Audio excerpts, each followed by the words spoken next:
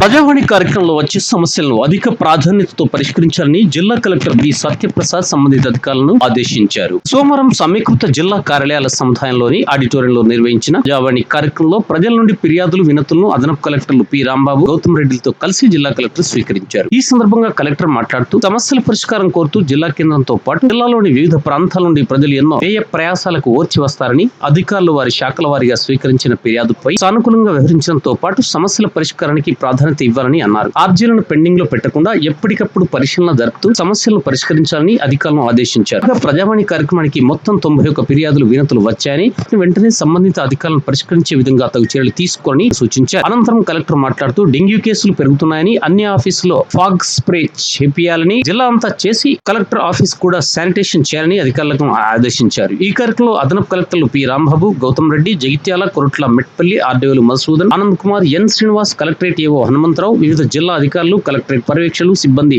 తదితరులు పాల్గొన్నారు.